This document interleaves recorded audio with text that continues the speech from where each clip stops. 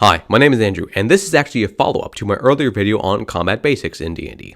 Today I'm going further in depth with encounter design and also creating dynamic and memorable encounters with solo bad guys. The first question I usually ask myself whenever I'm designing an encounter is how difficult do I want this encounter to be? The core rules tell us that encounters come in 4 varieties: easy, normal, hard, and deadly.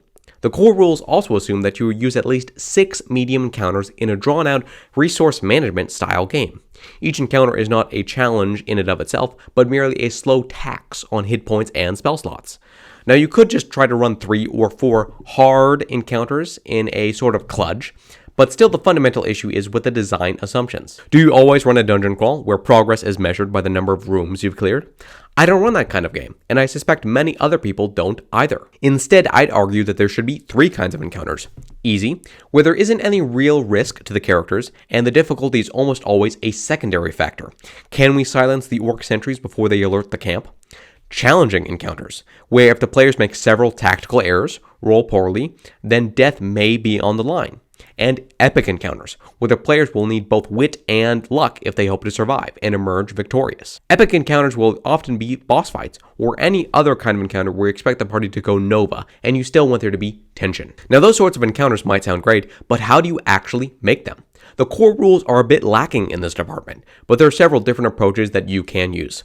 I generally just imagine what sort of encounter makes sense and seems fun, and then try to use an encounter builder or rule set to try to check my work. There's a great article on Sly Flourish that I will put a link to below, where there are some pretty basic guidelines. Let's say I have a 5th level party and 5 players. I want to have them fight a mini-boss, so I'm aiming for what I'm calling an epic encounter. I want a boss, a lieutenant, and several minions. It's been a while since I've used a Mind Flayer, and I think having one show up would really draw the attention of my players. I'll just use the bog standard CR7 Mind Flayer, as I think I want them to become a recurring bad guy.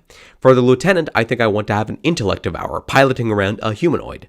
I don't know what stat block yet, that's something I'll come back to. We also need some lower CR minions to fill out the encounter. Let's start with an unknown quantity of CR 1/4 Grimlocks.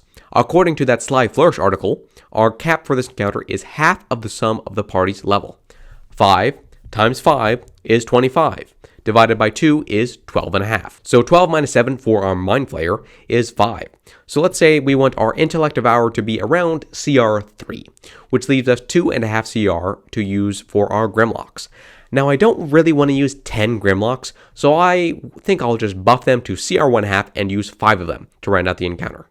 The Grimlocks are exclusively melee, so I'll use the Intellect Devourer to make the artillery for the combat and have them be a CR 3 archer from Volos. A relatively common issue in D&D is to have this great idea for an encounter only to realize that the monsters that you want to use are the wrong CR, and the encounter is either going to be entirely too easy or entirely too difficult. The Grimlocks are a pretty typical example. They're CR 1/4, but to avoid needing to use 10 of them, which would screw up action economy, I'd rather they be CR 1/2. The simplest method is just look at another monster of the desired CR and try to compare them and maybe adjust a couple of numbers to make them similar. In this case, I'll probably just look at a CR 1/2 orc, and we can see that they are actually very similar. Because they're so close, I'm just going to change the Grimlock's con to 16, raising their hit points to 15, give them hide armor, which increases their AC to 13, and increase the damage of their club to 2d6 plus 3. With simple modifications like that, you don't really need to use a more complex method. Now, the encounter that I just described would probably work, but maybe you want to make an encounter that only has a single bad guy. But we're going to need to do some more extensive modifications if we're going to try to make that work. Let's use the same example from before, but instead of giving the Mind Flayer a lieutenant and some minions, let's make it a solo encounter. In order for him to be able to compete with an entire party, he's going to need to be able to do several off-turn actions to keep up. To do this, I'm going to give him an interesting reaction and also give him 3 different battle stages. My philosophy for this basically comes from Matthew Colville's excellent video on action-oriented monsters. I'll put a link to it below. Because I like to check my work, because I'm something of a math student, I like to use a CR calculator to help determine what some of this Mind Flayer's boss's stats are going to be. I already know that he needs some defensive buffs, because if he's going to be able to weather the attacks of 5 5th level players, he's going to need some bonuses. I already know that he's going to need some defensive buffs if he's going to survive more than 2 rounds. The first 2 things I'm going to give The first two modifications I'm going to make are to his hit points and to his armor class. I'm going to give him half plate and a 14 dexterity, which raises his AC to 17. I'm also going to give him an 18 con and several extra hit dice to give him a total HP of 153. I want his target CR to be around 9, because higher CR creatures tend to do a lot of damage, and we don't want to overtune him. This means that his proficiency bonus is going to go up to +4, which will increase all of his DCs, his attack bonuses, and his other proficiencies by 1. He's got a lot of good save bonuses, and he already has magic resistance, so I don't think he's going to need legendary resistance.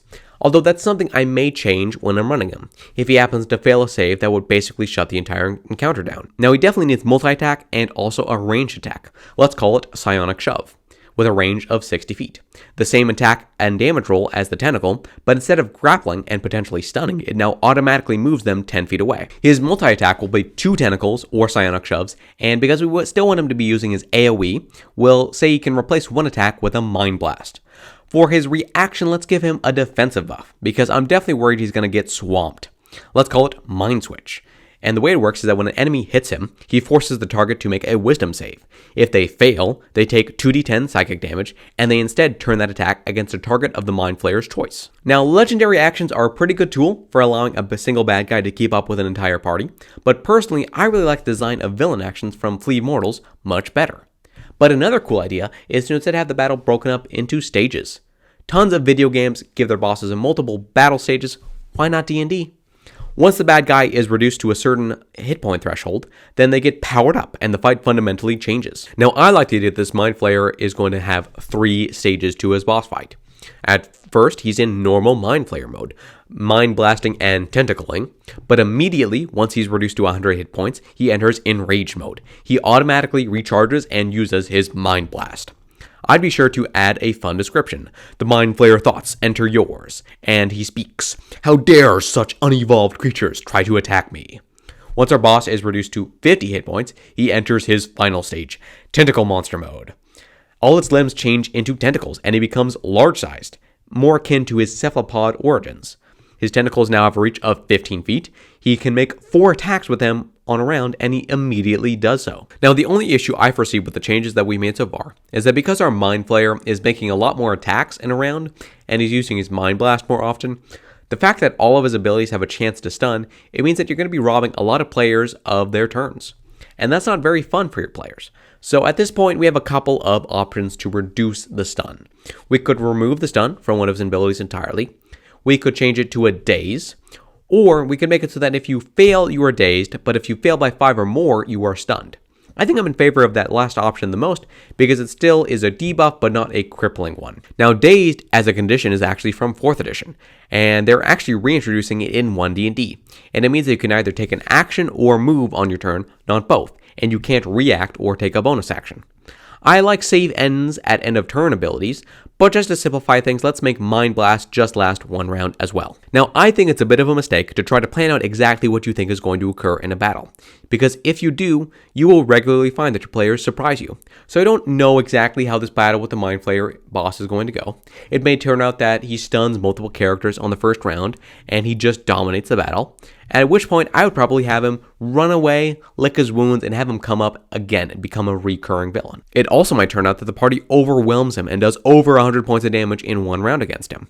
And at that point, I would probably create a 4th stage, the Great Old One mode, where he immediately casts Dominate Person at one of the PCs with the worst wisdom save. At a certain point, I feel like I'm talking about Dragon Ball Z more than I am D&D, but maybe your players really like that stuff. At the end of the day, crafting challenging encounters is more of an art than a science.